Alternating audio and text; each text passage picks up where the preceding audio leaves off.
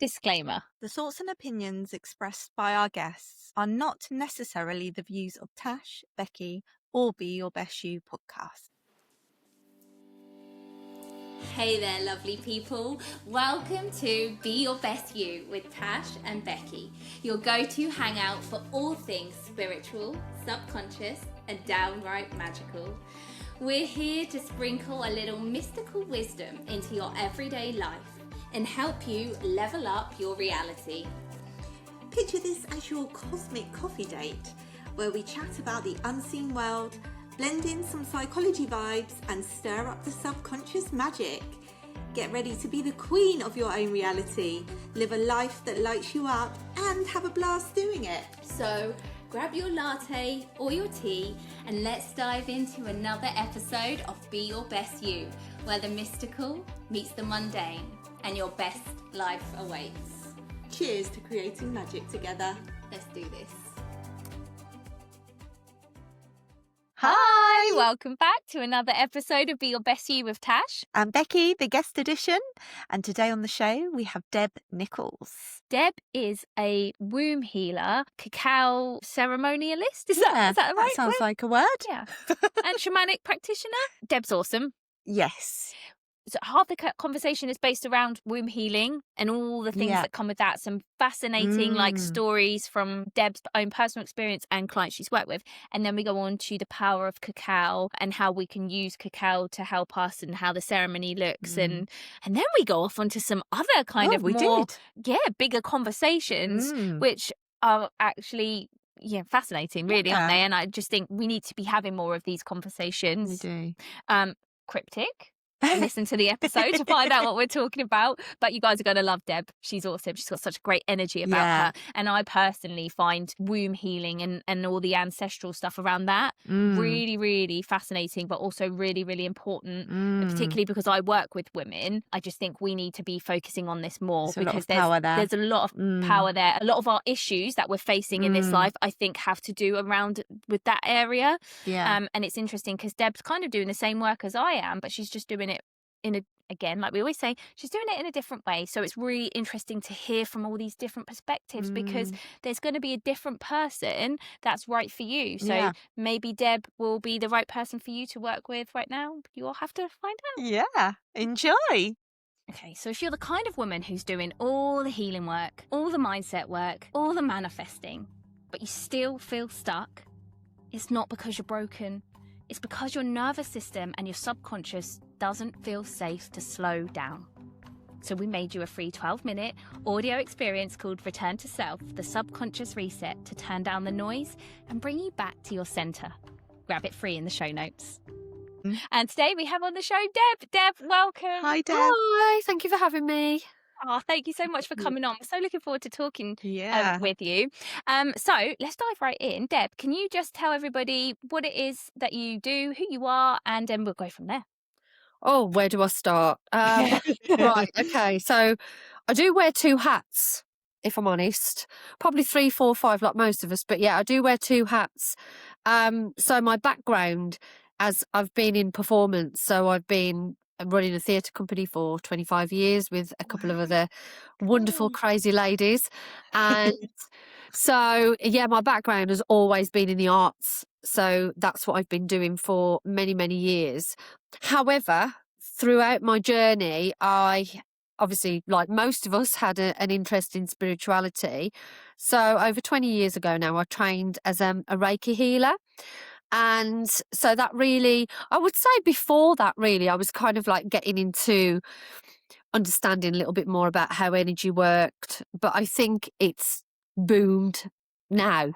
So in the last few years, it's so vast, where way back then, yes, there was a lot of this information, but I think it was filtered through a lot. So that was my background. And then what brought me to womb healing was throughout my entire kind of like, I suppose since my late teens, early 20s, I'd always suffered with I always say the gynae issues. And it was just like one thing after another. And with all due respect to the partners that I'd had at the time, It was like my body was rejecting them before I was. And again, it's all about you listening to your body and understanding, So at the age of 21, I had precancerous cells. And so I had to have laser surgery at the time, obviously to remove. Got that all sorted. And then I think in my late 20s, I started to have a lot of pain in the womb area. And again, after more investigation, I'd got endometriosis. So this was like, oh my, what is going on here? Why is this happening? So they put me on a medication which was called, I think it was called Zoladex, which is, they use it for men with prostate cancer. So it puts you through like a mini menopause. So this was in my early 30s, puts you through a mini menopause to clear out the stuff. I mean, the gynecologist at the time, I know, with all due respect to our men folk out there, but I'll just never understand why men want to be gynecologists. How do they understand how a woman's, how do they understand the emotional connection that we have with with our women? And with all due respect, again, I hadn't at that point. It was just like, oh, what's going on down there? Sort it out, sort it out. Yeah. So I started doing a lot of mantra work. And I thought, I've got to clear this myself. I've got to find a way of moving through what's going on. So at the time, I was flitting back into my performance world. We were working at a local museum to us. And it was all set back in 1910. So we've got the big skirts and the bloomers and all manner of stuff. So I'd been doing a lot of Ganesh work, a lot of mantra work. And I'd also, the power of obviously visualization. I thought, right, I'm gonna go in. I'm gonna go and have a look. So I guided myself through the birth canal, so to speak.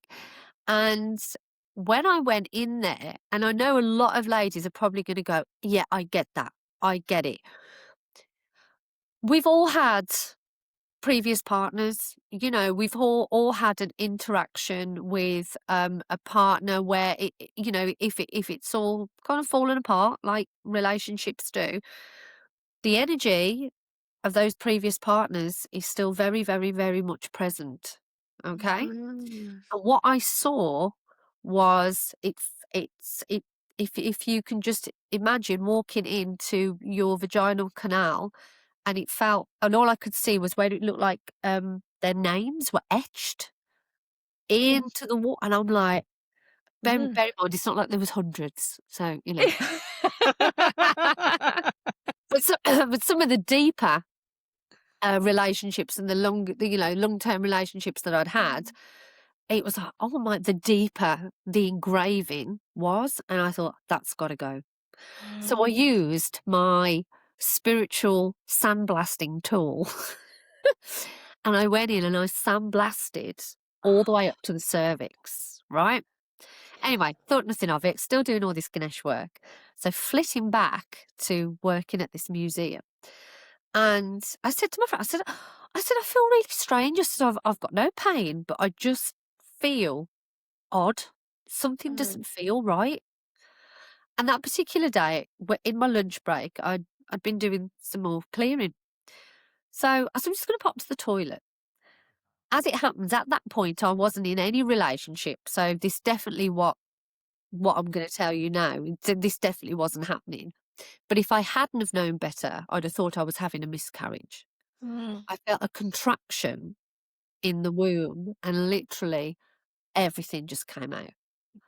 And I bled and bled and bled. And I came out the toilet and my friend said to me, are you okay? And I said, I'm really bleeding. Really, really bleeding and it won't stop. So cutting a long story very, very short, I ended up in A&E. They didn't know what was going on.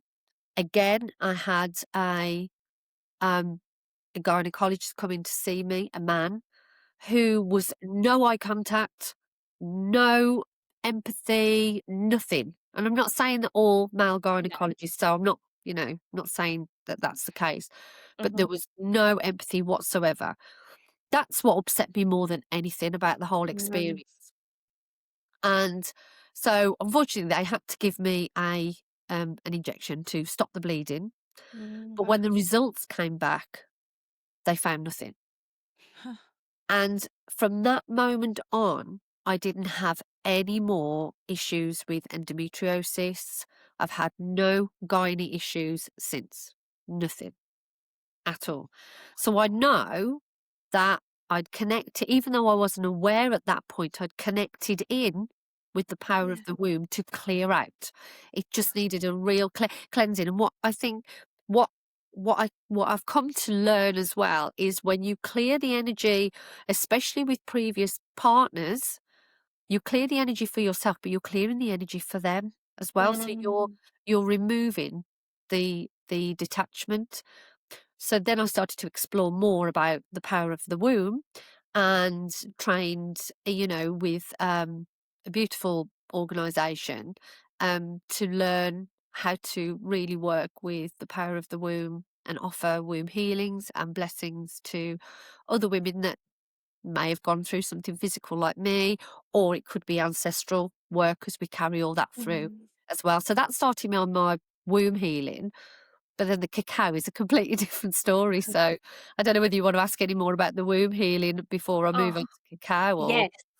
Yes. No, So, because I isn't it? find it fascinating, I do find it fascinating, the whole, like, everything to do with the womb, because I just think, and I know I've said this before as well, like anything kind of around like women and their womb and periods and menopause, all the stuff that's related to our womb, I just feel like it's still so taboo. Yeah. Yeah. And it's like there's like a layer of kind of shame over it, Mm. and even us, like you said, you hadn't realized, you were talking about the gynecologist, but you hadn't realized the connection to the Yeah. womb as well. We're not taught, we're Yeah. not brought up to No. connect with that. And we're No. brought up with this, like, periods are a pain, and I've got Yeah.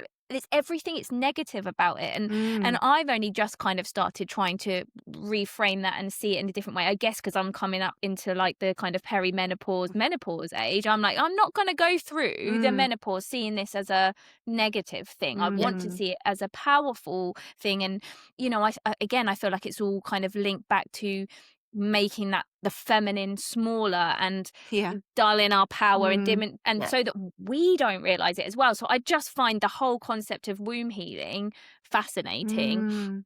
So I suppose, and I think it's amazing because you kind of fell into it, didn't you? You Yeah. did it yourself, which Yeah.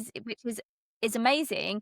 And I guess, that was your thing, wasn't it? That you had the kind of energy from your previous partners. But I suppose there's a whole host of things Oh, that it's can vast. be about. Yeah. It's vast What, because we carry. Sorry to interrupt you. What were you going to say? no, I was just going to ask you what you're going to carry on and say now. What do you see like? So what we also don't realise, a couple of years ago, because I lost my mum 2022, and I spoke to my aunt last year around my birthday. I did this whole ceremony about my birth. No, was it last year or the year before? What year was it? 2024? 24 last Can't year. remember. Anyway, so I lost my mum in 2022. So I think it was the year afterwards, so 2023. And I was, I thought I'm just going to do a whole celebration about my birth. Well, it's kind of standard in our family because there's myself and my cousin, there's a week's difference between us. And all growing up, we were both led to believe that we swapped birthdays. So I was born the 24th of Feb, she was born the 3rd of March. And this has been ongoing throughout our entire lives, right? Yeah. So I spoke to my aunt, which is my cousin's mum. This is my dad's sister, who remembers everything. She's just got a memory that remembers everything. And I said to her, we had just had this conversation about obviously my birth, and I'd had this whole feeling of I'd done this beautiful meditation, but throughout this meditation, it wasn't a traumatic birth, but that coming into this way back then, I mean, I'm all of 32, coming back into this, way back in the 70s, into this very brightly lit, stark, clinical, way of, entering into this world. As my teacher calls it, the splat. So the minute that you hit here, it's the splat. Yeah. And with all that, I've always felt like I've never been ready. I wasn't quite ready. I've never been quite ready to be here. And it's played out in my life in different ways. Like, I'm always late. I'm always procrastinating. I'm always, well, I'll do that in a minute. Why can't I get that done at that point? Right. So this is Deb all over. So anyway, speaking to my aunt, we were just chatting about my cousin's birth and obviously my birth.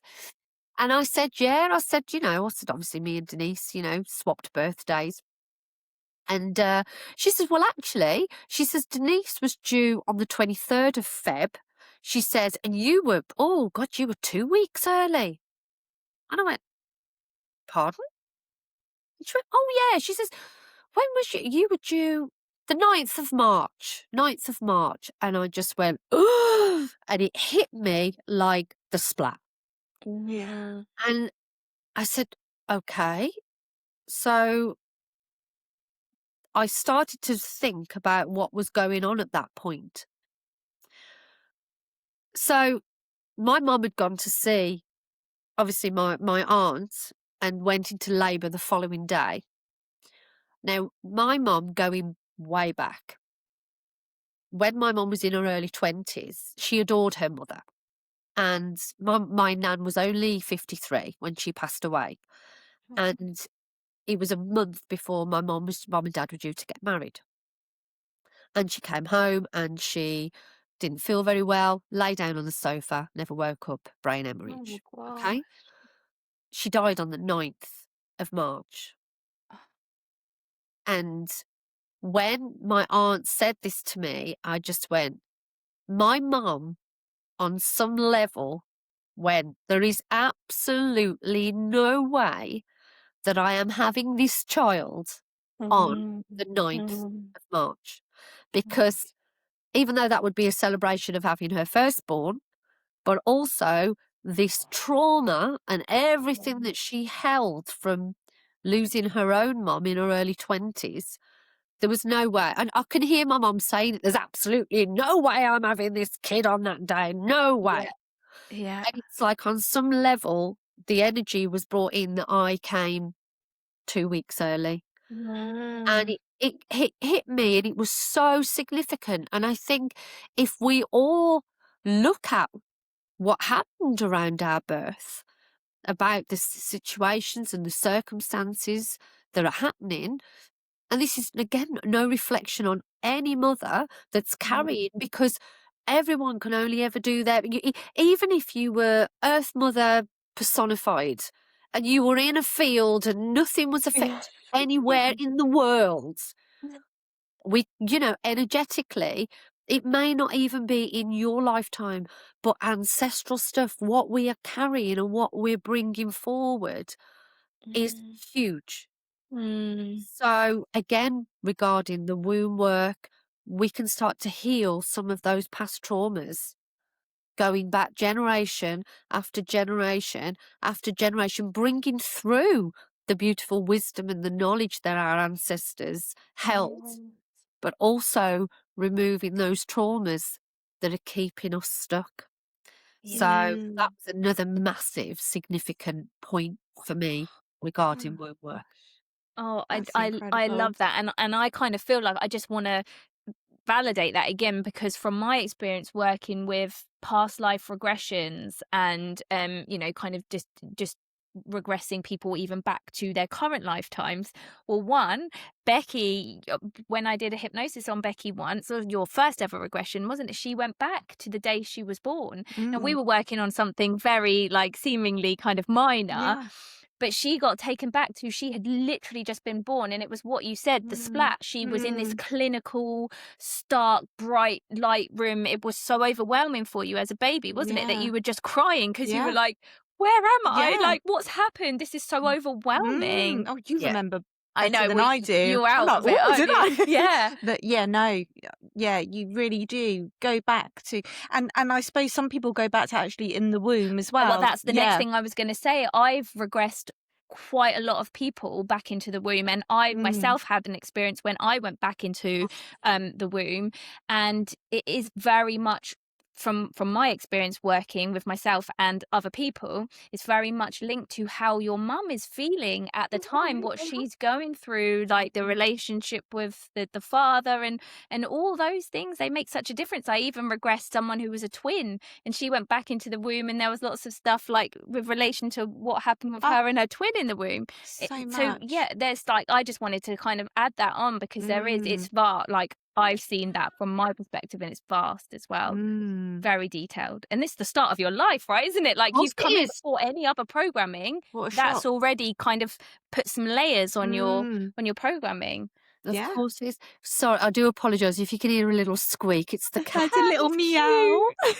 We often have animals, like our animals, other people's Yeah. animals interrupting. They like it. They Yeah, he likes to come and say hello. This is Sydney. He's 17 and a half now, so Oh, he's yeah. wow. But Oh, bless yeah, him. and whenever I'm doing anything, normally he's asleep, but no, he has to come and I Yeah. know. They just have to Sorry, make I an do appearance. apologise. Digress. No, no.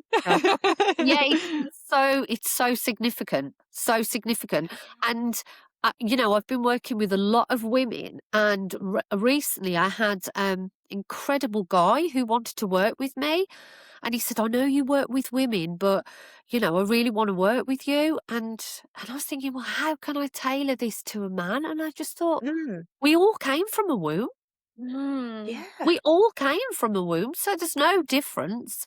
It's again putting us all in this box of we're male, we're female, whatever we want to be, but we all we're energetic beings at the end of the day. Yeah. And whether we land on this planet as male or female, we've all come from a womb space. We've all our soul as incarnated into the vessel of someone for us to, we've made that, obviously, that contract on another level, that's going to be our birth mother, that's going to be our birth father, and we carry through those, those energies. And we all know, don't we, with children in particular, the minute that they're born, like from 0 to 7, in particular, we're like sponges. We're literally absorbing everything around us in our environment. So if we're absorbing everything in our physical environment from 0 to 7 here, we're also absorbing all of that stuff that we're bringing through. So this is kind of what forms the way that we are. I don't like to be too airy-fairy about any of this, because I think if more people understood and went, well, what do you mean? Energy's back from the ancestors. I'm here now. But that's what energy doesn't leave. Whether we pass on from this life now, our energy is still very, very much present. We just all go back to that source. But it's how it's formed within the next physical line that makes all the difference. So if we acknowledge it and understand it, and even I do some work obviously with the more shamanic stuff around cacao, is accepting and forgiving and honouring my ancestors. So honouring all parts of what may have been going on, what their knowledge and their wisdom and everything that they've brought through is really, really important and integral. And as long as we honour it and we're in awareness, then yeah, we can work with it, not work against it. Yeah, That's I amazing love that. you do that. And I'm so fascinated with the whole ancestral stuff as well. So if we, so say if someone was coming to you for womb healing, and maybe they haven't necessarily got any kind of gynae problems, or they just just want to have womb healing, how do you go about that? What's your process? What do you do? See, this is where it's always been a little bit how can I put it, like, how a lot of people have various modalities and various packages. for me, like I had a lady come to me, she came a few weeks ago and I said, what have you come for again? She said, I've come for Reiki, Deb. And I went, okay, well, we're not going to do that today. And she went, oh, okay then. She literally lay on the couch, and yes, she did have Reiki because it's all energy. Whatever you want to put it into a box. Do you know what I mean?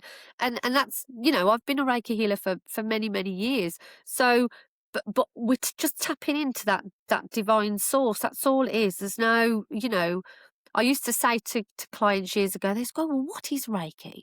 And I go, well, the best way to describe it is imagine that you're the kettle, the electricity is the energy, and you just don't know how to switch the kettle on. So I'm just the lead in between, just helping you. And that's, to me, that's the easiest way of explaining it. It's we're not separate from any of this energy, whether you're attuned to Reiki or womb blessings or whatever that may be or not. It's been in that awareness, and we're in a time now where this is ramping up the energy for everyone. So this lady came to me anyway, and so I work very, very differently with her. We started off with Reiki, then I moved into a little bit of womb work, and then I did some shamanic practices. I did a meditation while she was like, and everything just fell into place for her. It was specifically for her. It's not a come in, let's discuss your needs, get you on the couch, work on that. I just literally tune in, and my clients go, do whatever I trust you, do what's needed. So and that's how it kind of works. And she sent me over a beautiful message actually the other day, and she was like, she actually said, oh my God, I don't know what you've done to my body. And I'm like, I never touched her. But yeah, it's really shifted a lot. So I feel that I always say to people, if I need to work in a certain way, is that okay? Yeah, that's absolutely fine. And that's what we do. That's what I do, I should say. So, answering to your question, it can be very bespoke for different people. If somebody hasn't particularly got any physical problems, then I would work on a more gentle process, and I call in the archetypes, because obviously, male and female, we all have these archetypes as well that work within us. They work seasonally, so you can tap into the archetypes by even looking at the way nature works. So on a very basic way of looking at this, if you imagine the cycles of the seasons, so you start with the spring, the summer, the autumn, and the winter, and then you have the maiden qualities, which are all that new nurturing, as spring, new ideas, new projects, you've got a lot of energy, blah blah blah. The mother is the summer, which is all about the nurturing, growing. Say if it's a project, growing your project, nurturing what it is that you want to bring into fruition. Then you move into the autumn, which is the enchantress, which is connected to the perimenopause and menopausal phase, which is all that you have all the knowledge and wisdom of all your years of being here. And now you're entering into another dynamic, another energetic shift, another energetic change, because your body's changing. You're moving into dropping away all of those. We're not in procreation anymore. We're stepping into who we are. So I don't believe in midlife crisis. I think it's bullshit. Sorry. No, No, go ahead. people finding and stepping into a new version of themselves, and that's what it is. And so we have that, which is all that nurturing, and within the enchantress, it's that magical. It's knowing your own power and pulling in that power. And then when you move into the winter, which is the crone energy, or the sage, or whatever, the wise woman, that's the reflection, that's being quiet. That is the wintering phase where we slow down, and we kind of work with those seasons. What a lot of women don't know is we tap into all of those energies every single month within our cycles anyway. So you have the pre-ovulation, the ovulation, the premenstrual, and the bleed, and they all connect in with all of those different archetypes, and we can tap into them to help us and also to listen. So if you're in a place, just as an example, and you say I'm menopausal, I haven't had a bleed for a number of years, so I have no way of tracking my cycle, only by the moon, if that's, but if I'm in a phase and I just go, like today, I've got my maiden energy because I've been really proactive and I've got loads done. Really have got a lot done today. Feel quite playful, feel quite happy and energized. Last week, I was in crone energy. All I wanted to do was blanket, don't want to talk to anyone, just want to go inward, maybe watch a bit more Netflix than normal, maybe want to eat a little bit more than I don't want. You get the gist. And in those parts of you and not pushing, because the more that we push against the cycle, the more that we're in resistance, and it causes more depletion. It makes you're out of balance. You're not in harmony with yourself. So yeah, there's a lot. It feels very technical, but it's actually quite beautiful. But if we Yeah, it is. more into it, then it's amazing. Ah, Well, it just makes sense. yeah, that was giving me chills, and I just felt myself melt into nature again, like another reason to be connected to nature. That I love that so much. I never Yeah. thought of the seasons like that. Yeah. That's so important, isn't Yeah, it? yeah. And I think it's really like, like you said, I think we put attachments onto certain seasons, don't we? Like we think the maiden, oh yeah, it's great when we're the maiden, that's a really good place to be. But the crone, oh, I'm useless, I'm lazy. And it's like No, every season has its benefit, doesn't it? And it's about course. reframing your perspective to say, okay, so I'm in that crone phase.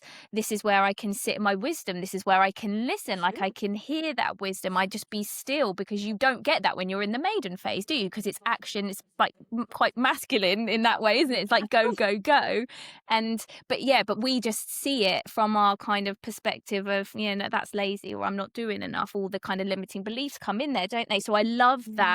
And I've started to recognize that in my cycle now. I've started to recognize those phases and move with them rather than, like you said, resist them, because it is what it is. You pay attention long enough, you see, oh, it's happening again. Yeah. I'm here again, and you can fight it if you want, but then life gets really difficult and hard, doesn't it? Of course. And, if you look at, the ancestors, and especially in a lot of other cultures, and especially in the indigenous communities, the elders are revered Yeah. for their wisdom, for their knowledge, where, with all due respect to a lot of, our society, let's put the elders away. Let's not talk to them. Let's not honour what they've been through, their life experience, about what they've seen through the decades, what they can bring to the table. We listen to,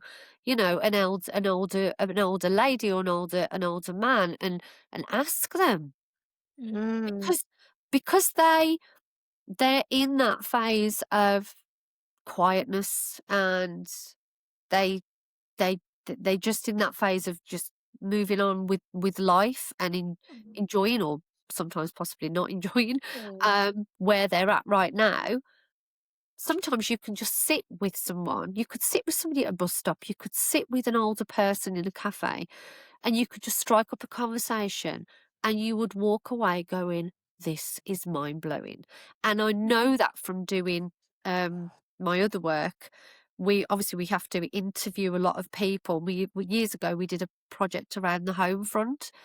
So we had to interview a lot of older people, and their experiences, obviously, of being war babies, some of them, and growing up in those times, and listening to the hardship, or listening to, all the different things and it's fascinating, because as soon as that generation is no longer here, those stories are only in textbooks. Yeah. They're not somebody you can sit down with and have a conversation. So it's always about honouring those people and, you know, and nurturing them and looking after them and listening Mm, to them, giving them the time of day because yeah, the wisdom lies with them. yeah. The wisdom lies with them, which obviously this is why, you know, my work with Cacao is huge because this allows you to honour that aspect of yourself. And again, going back to your ancestors and everyone and nature, because you're working with such a beautiful heart open medicine. I've always said Mm, if everyone drank cacao, wouldn't have all the problems that we have in on the planet, because it's so, you know, if you kind of, you know, work with it in that, in the respect of what it is, it's a gentle spirit but very, very powerful, mm, which can really tap into, well, does tap into your heart energy by pure intention. And you know, every morning I sit with a cup of cacao at my little mm, altar and mm, have a conversation with her and ask for not only guidance or support for myself, but also for my loved ones or anyone that I know. Because I was trained through the lineage of the Seven Rays, which is a beautiful Andean, part of the Andean cosmovision.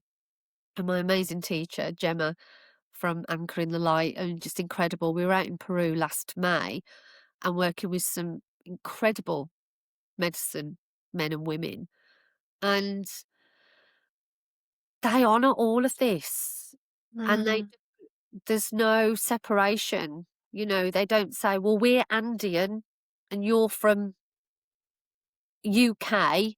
This is our stuff. That's their mm. stuff." They talk to you, and I still remember Maestro Puma, who's world renowned. So we had him working with us a lot, and he said, "When you're here, you are home." He says, "And when you go home, you are the bridge between our world and your world, because we're all one." And it's such a beautiful way of the way that they work. So bringing through this other side of my work is really, really important. So I like to intermingle. There's no one set way, you know, if you want to sit with me and you want to just do cacao, we can do that. If you want to sit with me and you want to do cacao, I also work with hape as well. I don't know whether you've heard of hape. Yeah. So, Mhm. you know, initiated with that, which is a real, you know, that can go in at the root if need be. I say this beautiful client that I've been working with recently, this guy, it's just been phenomenal. The journey so far, he's really loosened up to the point that he's swearing a little bit. And it's like, yeah, come on. We do it. We all kind of go, "Oh, we have to be a certain way." No, we're Mm, having a human experience as well. So if we disregard our personalities, you know, I have to on a daily, weekly basis. I have to flit into the healer, the ceremonialist, and then I have to flit into the comedy and all the performance work that I do. So I'm always in this. I'm like this all the time. mm. And sometimes, like, you don't know yourself. And, Yeah. I, you know, yeah. it's all part of who I am and what I do, Yeah. you know? So, yeah, it's quite incredible work.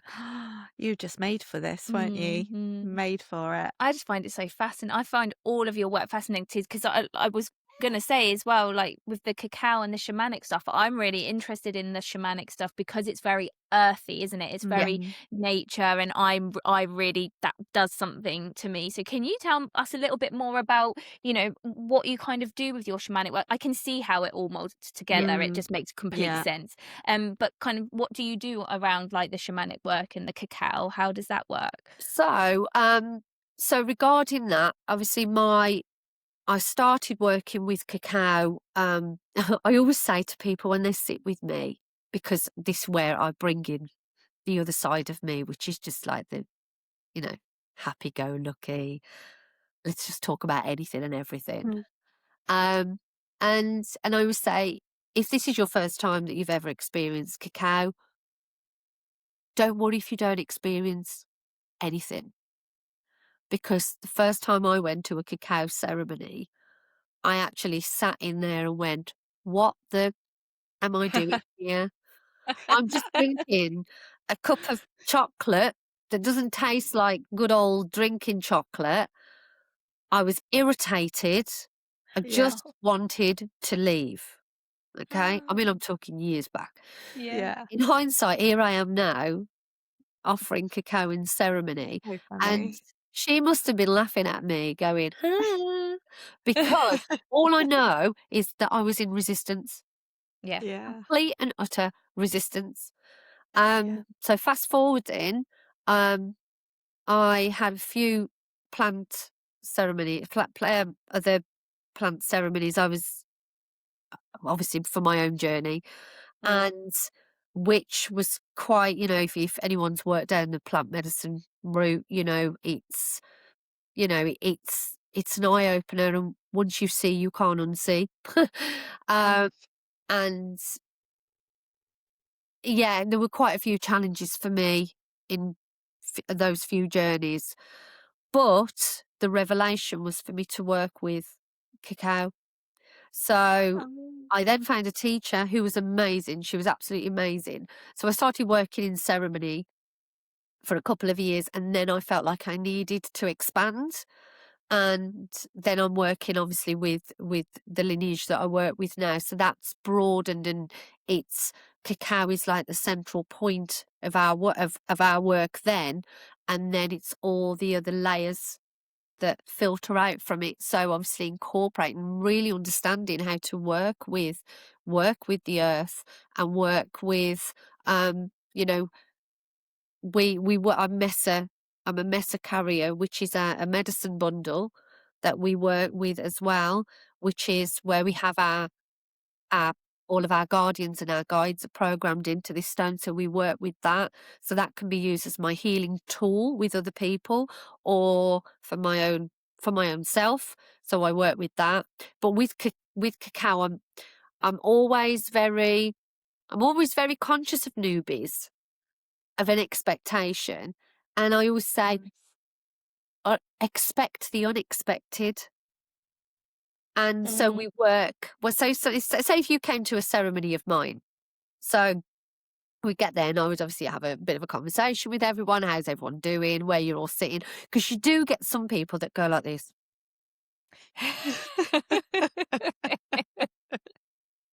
I don't know what they're going to expect, but they're like, and I'm like, don't worry. Yeah. You're not going to go on a big, psychedelic trip unless you want to. Yeah. Yeah.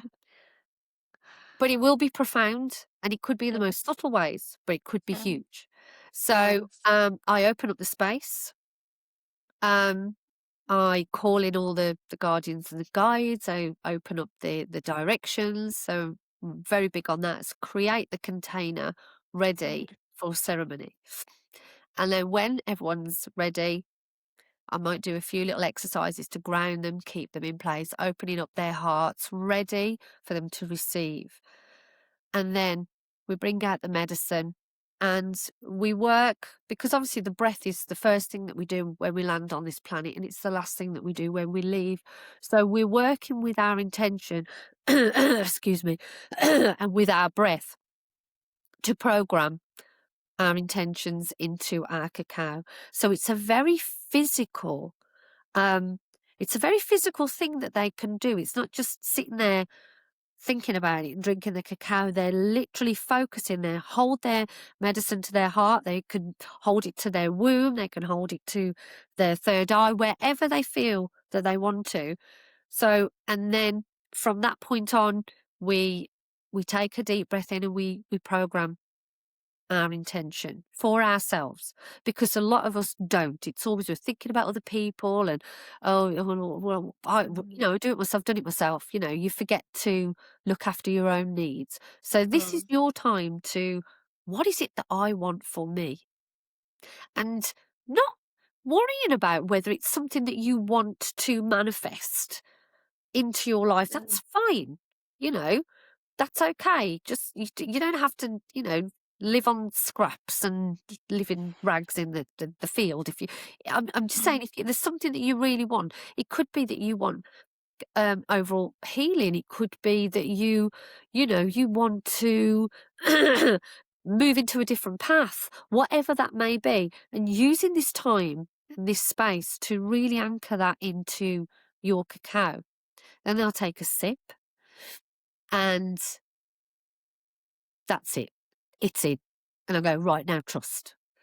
So then we'll do one for maybe someone that we know in our life that may have some challenges, some struggles.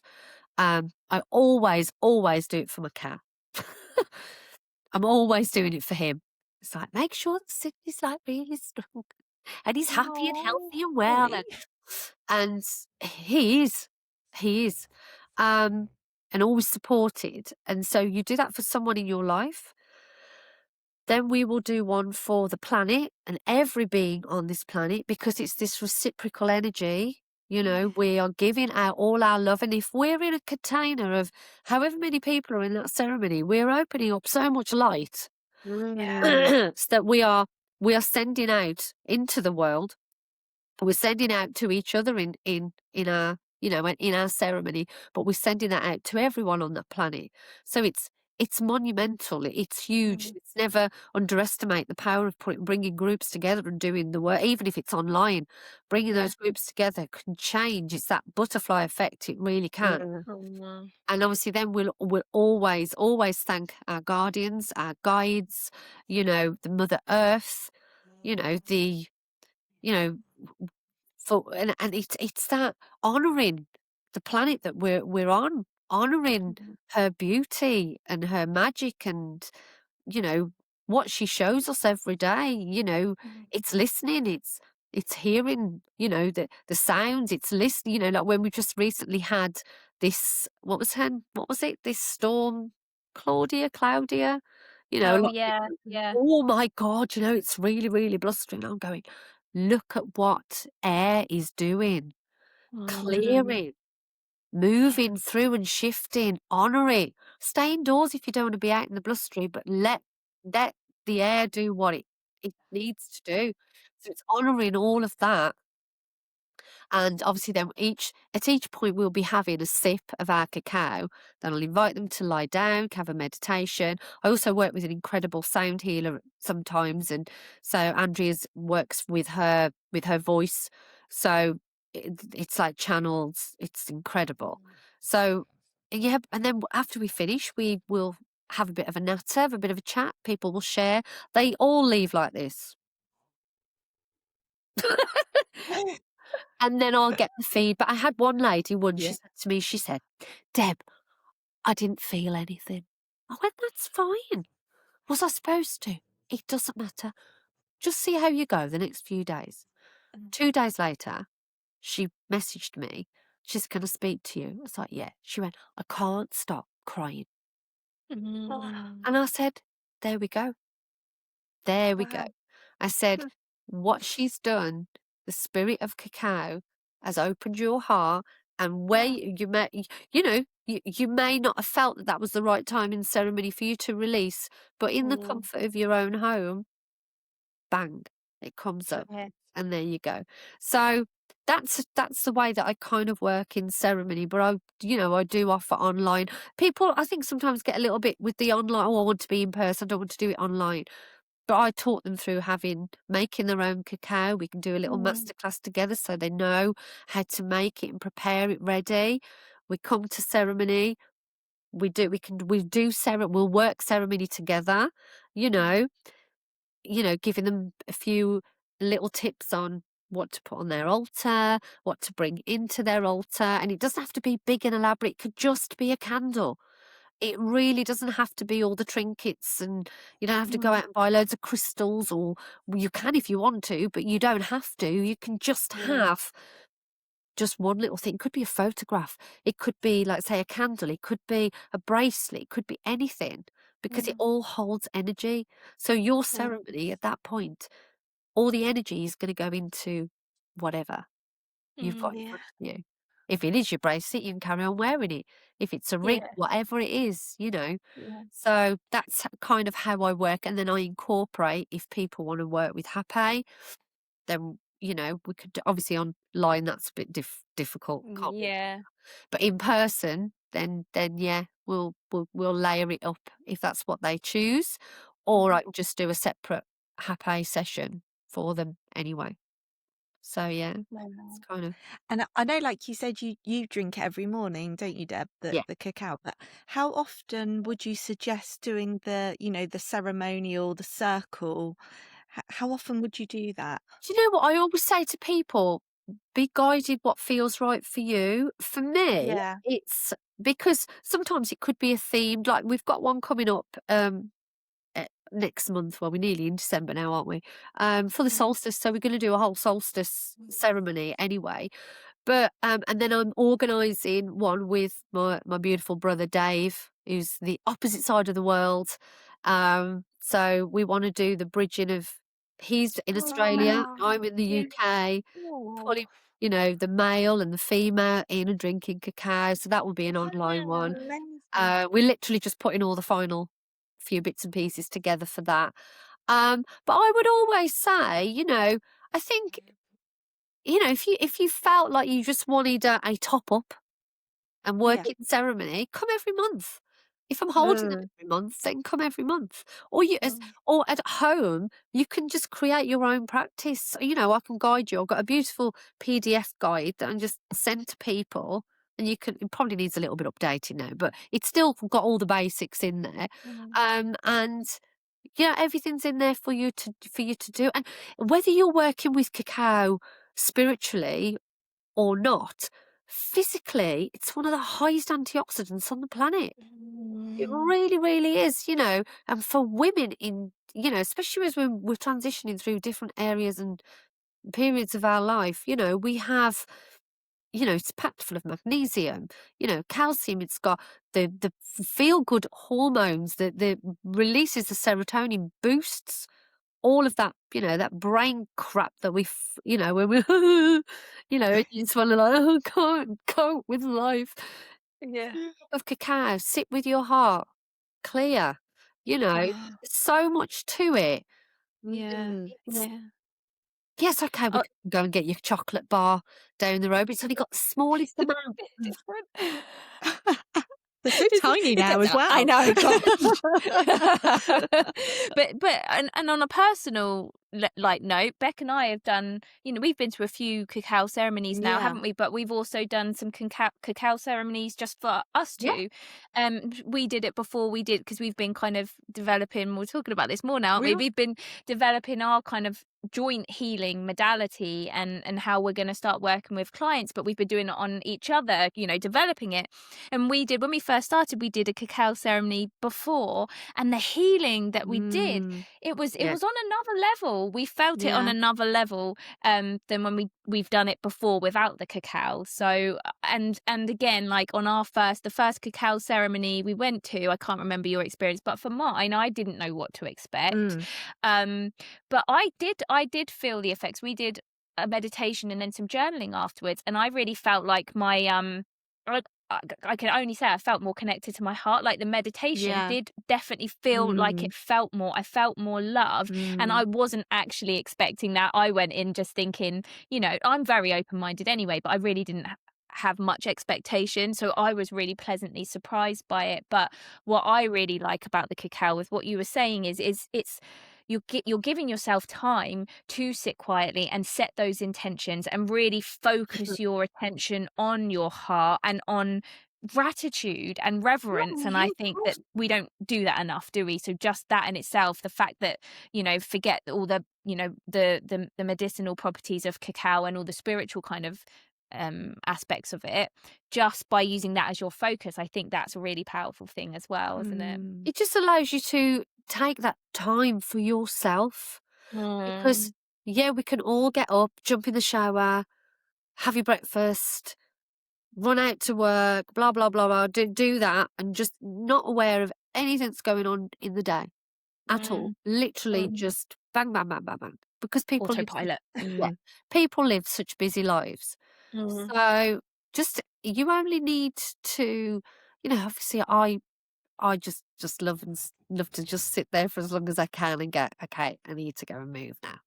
But but if you don't have the time, I've had people that have worked with me and they've made a cup of cacao and they've taken it in their travel mug and they've taken it on their way to work and they've sent me photographs or posted them on my group where they've been on the way to work. They've been walking through the parks. They've taken a picture of their travel mug with their cacao in, sat and just had a few sips and just taken in the beauty.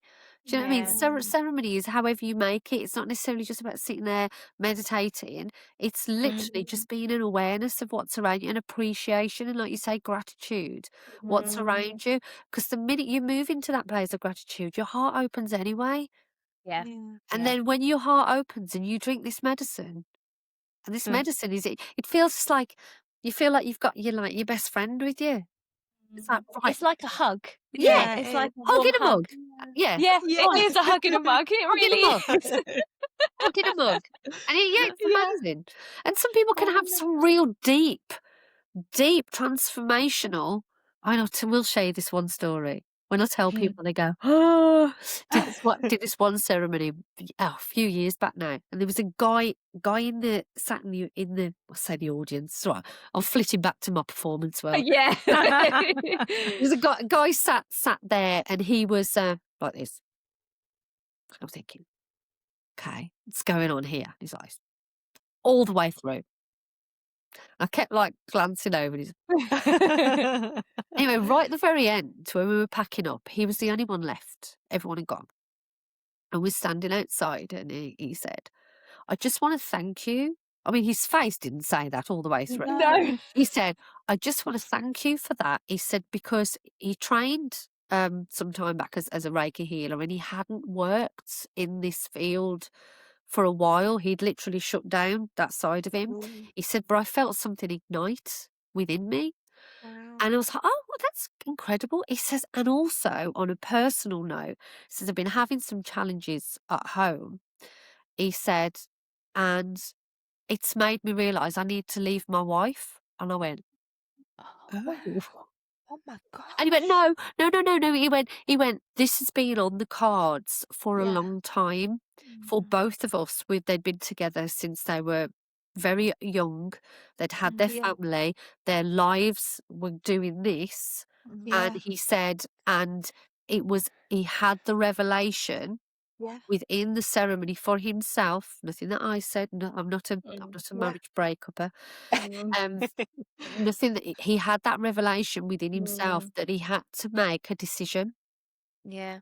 I don't know whether he followed it through because I never found out. But yeah, that's the power of how this medicine can work. Literally, just So boom. powerful. I can definitely see that. Wow. And that was just the love for himself coming through there. Yeah. Amazing. Wow. Oh, I just want to go do cacao. I know. Go get your cacao I know. out. I was just thinking, my cacao's calling me in my cupboard now. Maybe we'll have to have some. Yes, please. Where are you girls based? We're in Southampton. How far is that from me? I'm in the Midlands. Oh, we're right on the south coast. We're literally at the bottom by the Isle of Wight. So it takes us to get about two hours to get to Birmingham, that kind of area. Wow. Yeah. Oh, that's not too bad then. No, it's really not. You always think that it's going to be further, but Birmingham's about 2 hours, maybe 2.5, depending on traffic. Yeah. So it's not too far. Okay. Yeah. Come It's a possibility. We might. isn't it? Yeah, we could definitely do that. Make a day of it. Oh, yeah. Or I'll come down to you guys.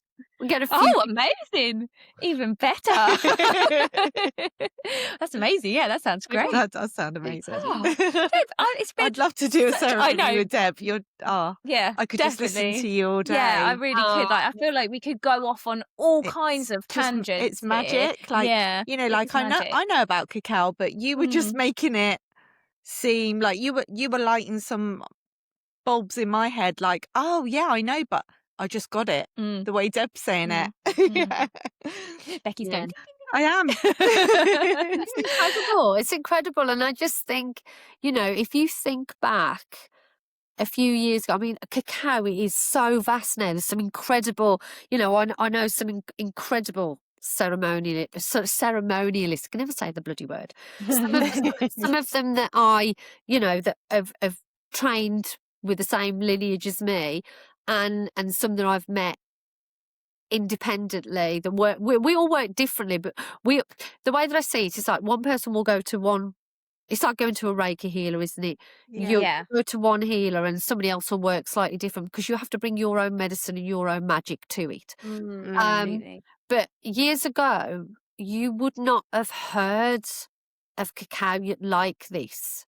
And it shows we're in a time now where the medicines are going, the world needs us. So it's filtering out, and it's just like these beautiful tentacles that are filling out across the planet, and more and more people are wanting to or needing to step into their own hearts for their own healing. And the more that we are in awareness of our own self and heal ourselves, the more healing and light that we will bring to everyone else, because we are up against this lot of shadow stuff that's going on across the globe with corporations, governments, blah blah blah blah blah. We can all go down the rabbit hole. I've done it myself. I've gone, oh my God, and we do it, and then you have to go, pull back, hang on a second, how is this serving me? Or is it not? Okay, I can be in awareness of it, but I don't have to enter into the drama of it. And this is where I think these medicines help to align you and keep you back in your lane and go, okay, I'm not being ignorant. I'm not saying, like people go, you should know this. I shouldn't have to know anything. I do. I choose to not send it any energy, because all that's going to do is grow that into something that's not going to serve anyone, me, you included. So if we can acknowledge it and go, okay, we know all that is going on over there. How can how can you girls, how can we sit in ceremony and help to change and transform that energy? We could sit in a circle of 5, 6 people just for planetary shifts, and for every leader. We can be really big here. Every leader on the planet, for them to step into their heart, to find truth of who they are and set that intention with just 6 people. I'm not saying it's going to change overnight, but it's this is what we can do from that side. It's not about the love and light brigade at all. It's we've all got to honor the light and dark in us. If we react, and we again, we all do it. We all move into a place of, because if you go, right, okay, just use an example. Someone's cut me up in traffic.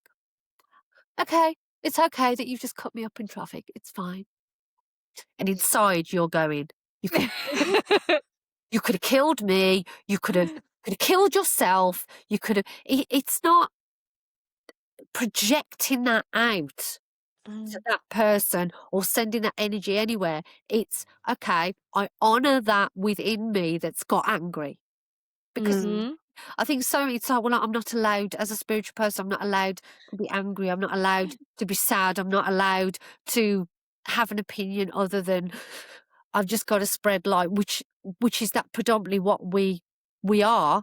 But to spread, in my opinion, to spread that light, you've got to honor and know yourself in any situation. So if you are triggered by your partner, or you are triggered by, I don't know, some world issue, then looking at yourself first and saying, okay, maybe sit with some cacao. Looking at you, saying, okay, what is this bringing up in me? Why is this energy attached to me? What am I looking at here? Right? And at that point, then you're honoring the reason why and feeling why you're feeling angry and allowing it, but you're not projecting it onto that other person. You're not having a go. You are not shouting at somebody. You're honouring it in it, and you can then either, allow it to come out, let it purge, whether it's through tears, whether you have to dance it, whatever you need to do, right? Mm, But honour it and go, yeah, I am getting pissed off today. Somebody's or I'm feeling like this and I just want to be miserable. It's not saying you're going to stay there forever, but you just go, okay, that's how I'm feeling. I'm not going to just mm, pretend I'm serene when I'm not. When there's an mm, internal conflict that's battling with you, honour it, mm. go, okay. And a lot of it is normally our inner child stuff anyway. Yeah. Yes, it is. Good old inner child. And Yeah. I can't agree with you more. And that's this exactly that's the kind of stuff that I work with and help my clients with. And I just think that, when you allow those negative, in inverted commas, feelings to come up, it becomes much easier for you to then be compassionate afterwards, doesn't it? You don't have to force yourself to think, if you go back to the traffic example, Mm, oh, okay, yeah, no, I send him love. Once you've released that anger, even if you go, ah, you idiot, once Yeah. that's gone and you've released that, then you can go, oh, okay, maybe you had a bad day. Yeah, I get it. Like exactly. it's Exactly. much Yeah. easier to do that, Yeah. isn't it? And I also like thinking about animals. Like you just have to, like, I just watch my dog, and he'll trip yeah. over and Yeah. hurt himself when he's been just a crazy lunatic running around the forest, or another dog will snap at him and have a go at him, and then he kind of, like, he reacts. You can tell he's scared or hurt. He's feeling it, and then he just shakes it off, Yeah. and then off he goes like nothing We're ever done. happened. Yeah. And that's what we don't do. We don't do the Mm, shake. No, we And we don't. have to learn to do that shake, because that's when mm, we're not storing those emotions, which then lead to disease and all the other things. exactly. Yeah, we're feeling it, we're processing it, we're letting it go, Yeah. carry on like the dogs. And this is what animals do all of the time. And if we tuned in and watched the way our pets Mm, operate, or the way that nature. I was sitting with my friend a few weeks back. We were sitting just out in nature, and we'd found this really secluded little place right by a little stream, and we took our coats off and just like, it's like we were quite damp, but it was fine. No one else around whatsoever. No animals, nothing. So we sat there and we both thought we were grounding. She's a dear friend that was in Peru with me. So we sat there and we just tuned in with our happy, and then all of a sudden it was like this, and this squirrel, I kid you not, came from God knows where, and he was or she was shouting. Literally came through the woodland, didn't come straight at us, but was literally like the stream was here, the tree that it was in was over here, and literally shouting all the time. And I turned to my friend and I said, "There's obviously something we need to know here." Yeah. Yeah, I think so. The minute that we came out of our little, our little time and space there, just toddled off, went. That was it. Just in that time period. yeah. Time period. When I was in Peru, we were there, we were just about to walk up some of the most incredible mountains, which they call Apus, which are like revered, you know, um, they're the anchor points, the energy points across the globe. Wow. And um, all of a sudden, these huge birds literally just Wow. circulating above, and it's like this is what the native, the Peruvians, Mm, the American, the Native mm, Americans, the Aboriginal, all the tribal people. That's what they do. They know. yeah. They tune in to what nature is telling them Mm, and showing them, and yeah. our ancestors did. So going back to that ancestors, ask for your ancestors to bring through that knowledge, because Mm, probably most of us were witches, or most of us were medicine people that were mm, dumbed down and weren't allowed to speak our truth, or which we could be carrying that through now. So if you're say if you're a woman, or it could be a man, or I'm just using woman as an example, that has really got some gifts, but you have, not gonna, no, just in case I am exposed, that mm, might not be you. that might Yeah. be something that's you've carried through from your lineage way, way, way, way, way back, where Yeah. someone in your ancestral line was not allowed to show their gifts. Mm. So, can you see what I mean? Like how those Yeah. energies just like Oh gosh. filter through. Yeah, Oh, yeah. 100%. And again, like I see it in my work with the past life regressions that I've done. Mm. It's not only the ancestral stuff that's actually in your DNA, but Mm. also your past life. Yeah. I've had so many, because I work predominantly with women who are kind of, have gifts and they don't want to step into them. That's kind of who's attracted to me. And the amount of witches I have had, witches, they've just been women who have been in touch with their healing abilities, whether that's through herbs or their words are healing, or they can do some kind of energy healing. I've had all sorts, but they have been, persecuted for doing it. They have been ostracized, they've been killed, and that gets stored in your subconscious mind, in your energy field. And so when that in this life, then when you're, maybe you are a gifted Reiki healer, when you're trying to go out there and promote yourself as a Reiki healer, you're not thinking, oh my gosh, like, oh, I don't want to go on social media. You're actually thinking, I'm going to get killed for this. Your Yeah. subconscious Yeah, mind yeah, literally feels like you are going Mm. to be killed or cast out, and that's terrifying, and that's what's Mm. actually stopping you. And we just don't realize this, do we? Because it's all obviously subconscious, We which is Mm. we why I don't. just love the work you're doing We as well. don't. And I think again, as you were saying that, like this landed with me just. It's like the old witch trials, burnt at the stake, Mm. drowned, whatever. The witch trials now is social media. Yeah. So Yeah. you Yeah. can, if you are stepping into your light in a different way, and you know, there's always going to be Mm. somebody that's going to have something to say, and Mhm. how Yeah. many people have been, ostracized or, Mm. ridiculed Mhm. or whatever for what they're bringing to the world. Yeah. Mm. It's just a different way of persecution.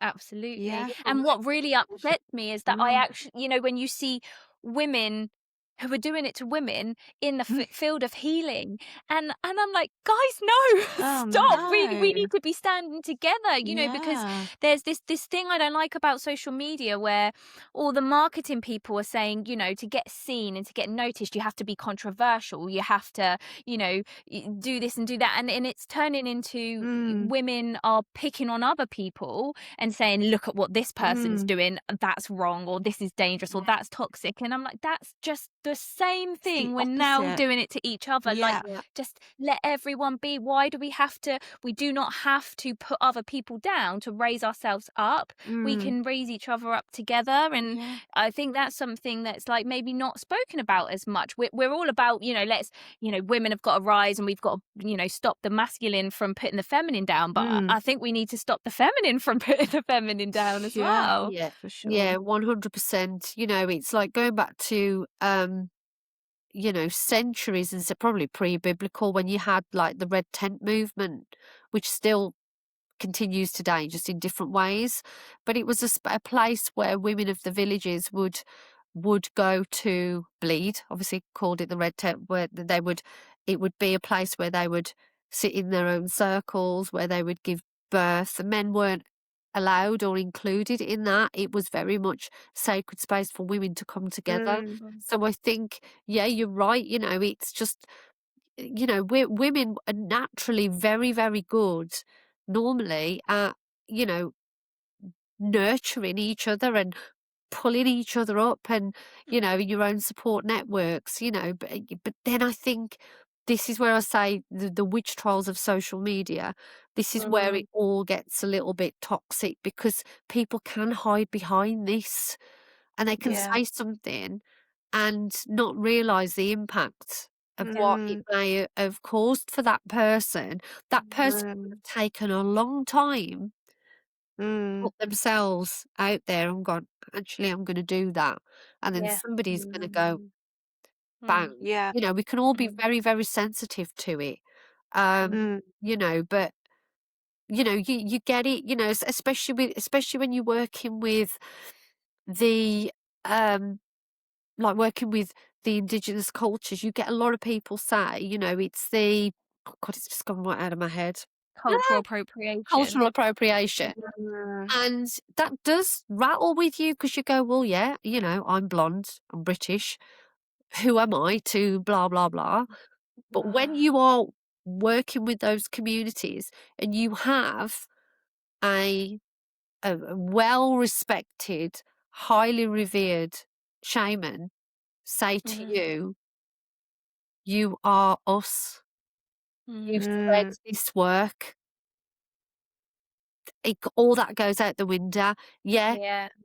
Jane from down at number 10 can say whatever Yeah. you want to say because when you've spoken and you've worked with them and as long as it's coming from a place of respect and you are not treading on traditions or trying to change it and manipulate it in any way, shape or form, they are openly giving you their openly giving you their knowledge and their Yeah. wisdom, Yeah. but they're reminding you that that's what's come through their lineages, but you have your own in your own lineage.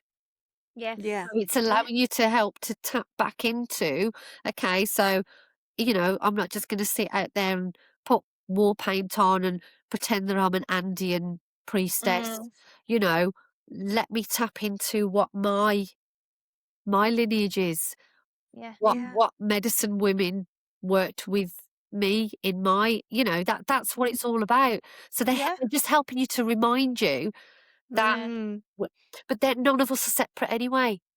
None of And that's what I was just going to say. It's all one, and we're all one. And also, it makes me chuckle when I hear things like this about what we were just saying with the cultural appropriation, because obviously, I like from doing past life regressions, I see us and our souls from a really zoomed out perspective, and it cracks me up because I think, you don't know, like, you could have been an Andean Yeah. medicine priest who had way more knowledge than all the ones on earth right now. And now that's why you've been chosen to take over Cacao, because you did it in your past life. And someone who's saying to you, that's our culture or that's our Oh, tradition, that yeah. they might not have been it in their soul. They're And all it just arguing. makes me laugh It because I does. just think you have no idea. You're No. thinking so small. Like, this is not our only life. This is not the whole big picture.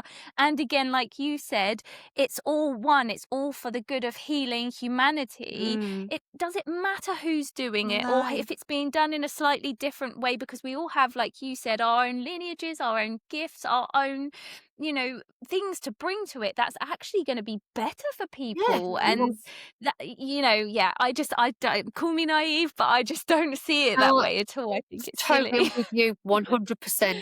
Honestly, I just think let people um so again, as long as you're coming from a place of love and respect, and Yes. whether it's making somebody a cup of tea and having a chat, if that's your medicine, that's your medicine. If it is Yeah. sitting in ceremony with, I don't know, in an ayahuasca ceremony, that's your whatever that is. Yeah. You are bringing healing, support, guidance to someone else, and you included. You don't just sit there and go, well, I know it all. I reach out to, my teachers. Uh, Yeah. oh, this has come up for me, and then they will give their perspective. And then it's like I suppose in the business world, everyone having a coach, isn't it? So Yeah. like, you have a coach at this level, and then there's a coach, and then that coach has a coach, and then that coach has a coach, and that coach. Yeah. When did the coaching stop? But Yeah. Yeah. I mean, we all get to a point that so we're trying to figure something out. And I think again, this is the beauty when women come together. We talk it through. We talk Yeah. it through. We'll go, that's come up, and somebody will go, well, why don't you just try that? Oh, never thought of that then. Yeah. Yeah. There's the medicine straight away. Doesn't have to Yeah. be big, but it is. Mm. Yeah, Mm. yes. And it's all about, again, I keep feeling this like so much right now. It's about coming into this collaboration. We're stepping away from this, we're all separate and I have to Mm. do this and I have to be the best and I don't need help from anyone. It's like, no, like bring everybody in. The more people you can bring in to offer their own kind of way of seeing Yeah. things, you can all work together and then you're getting a much more holistic Yeah. healing. Yeah. Well, look at all the mental health issues Yeah. we've got.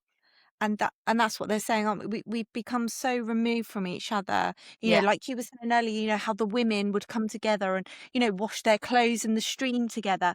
Yeah. And, in those days gone by, we didn't have all this mental health because we had these circles, like I feel so strongly are coming back. So hopefully this is going to get gone. If we can all get onto this, this is going to get rid of all the mental health epidemic anyway, because everybody's really struggling, aren't they? So these women's circles in particular, talking about women, are going to be just, this is the way to go, isn't it? Everybody get yourself to a cacao ceremony immediately. Yes. Please do. Yeah, please do. And Please, if you're near the Midlands, get to Deb's. come and see me, or I can even guide you to if you want to work and you're thinking, oh God, how am I going to get there because I'm in Scotland? Yeah. We can just do an online one. Get your friends round. You don't even have to get dressed up if you want to. You can, or you just you have your pajamas on. I'll wear mine as well. I don't care. And we Sounds can good. We should get this organised. yeah, and we can just do a ceremony, all online. It's okay. People are all like to see be in person, but if you've got all your buddies with you, we can do it. It's not an issue. We've got, again, as my teacher calls it, bless her, we've got a portal here. It's it's a technical portal that opens up and allows us to be able to. Otherwise, we wouldn't be able to do this. Exactly. You're however many miles away, a few hours away. Our paths would never have crossed. No. Would never have crossed. No. And think for your brother, what you're going to do, Yeah. how you I can know. connect with a Yeah. yeah. I mean, We're so lucky. And again, energy doesn't need distant. It doesn't matter. It's irrelevant. Distance is irrelevant when you're working on an energetic level, and that's what we have to remember with this kind of work, isn't it? It can be done anywhere in the galaxy, in the universe. It doesn't matter. We're all connected. So, hey guys, if you feel like you're running out of time, like you need to hurry your healing, like you have to prove you're worthy of the life you desire, I want you to hear this. You don't need to do more. You need safety. So we made you a free 12-minute guided audio called Return to Self, the Subconscious Reset, to calm your nervous system, quiet the noise, and bring you back to yourself. Grab it free in the show notes and come back to it whenever life feels loud. So, oh my God, Deb, this has been such an awesome, magical conversation, and we could go on forever, but we need to calm ourselves down. Maybe we need to have you on again with a different conversation. But before we go, what would you like to leave our audience with today? I suppose let's kind of make it a bit more specific for you because we've gone everywhere, haven't we? But if people are thinking, I feel called to doing womb healing, or just kind of the shamanic work, what would you like them to know? Where do they start? How do they go about that? I think it's not compulsory to work with me, but I'm more than happy for anyone to jump on a call with me and talk through whatever is coming up for them and how best to support them, and how to guide them in different ways. I have, like I say, I do have some cacao guides. If people want to buy cacao from me, I can get that sorted.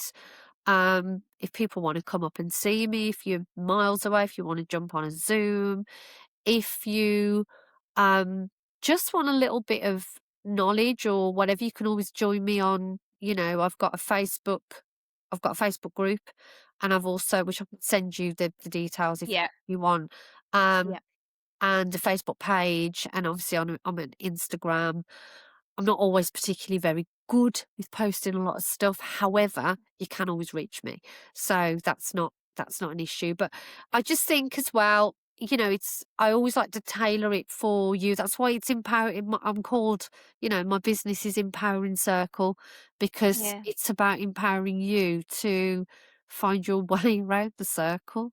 You may be at this point and it's going to keep going round, but it's just going round those layers, Yeah. to get to the next point and then go again, go again. Love that. So if people wanted to work with you in any kind of context, whether that was the shamanic stuff, the cacao or the womb healing, all of that can be done online as well. Even like, do you do your Reiki online as well? Yeah, do Yeah. all of the energy work can be done online. Cacao can be done online. Obviously, Hape would be a little bit harder because Yeah. won't be able to do that online. But yeah, everything else is pretty much Awesome. there. So if people wanted Amazing. to, just connect in with me, then we can talk through. And I've got Perfect. various different, different. I don't like using the word packages, but I've got various different things that they can work with. If from a smaller budget up until if they want to work with me more extensively, Yeah. then we can do that. That's not a problem. Amazing. Well, I'll put all your details in the show notes anyway, but you've just got such a lovely, warm, open energy about you, You and you have. can feel that. Like, I know you Yeah. said, like, with you do the comedy on, on the that side of things, but you can feel it. It comes through. It's all Yeah. part of it. It just makes you feel comfortable and safe. So I Beautiful. totally get that. Yeah. I hope people contact you. Yeah. I have to I stop. think they'll feel it. Yes, I think so. I'm like, it's so annoying, Debs. Like, every person we speak to on this podcast, I'm like, I want to work with them, and I want to work with them. It's getting really expensive and it's a bit overwhelming. I'm like, I want to do it all. Anyway, right. With that being said, Deb, it's been an absolute pleasure. Thank you so so much. Thank you so much for having me. I really do appreciate it from the bottom of my heart, honestly. And I look forward to hopefully speaking to you again soon. I've spoken a gosh. lot. I wasn't even expecting to speak that much, but it's just come through. So there you go. Exactly. It needed to be heard. It Yeah. needed to be heard. I'm sure everyone's going to just love this anyway. But right, guys, we are off now. That is it for this week, and we will see you next week. Take care. Bye. Bye-bye. Bye.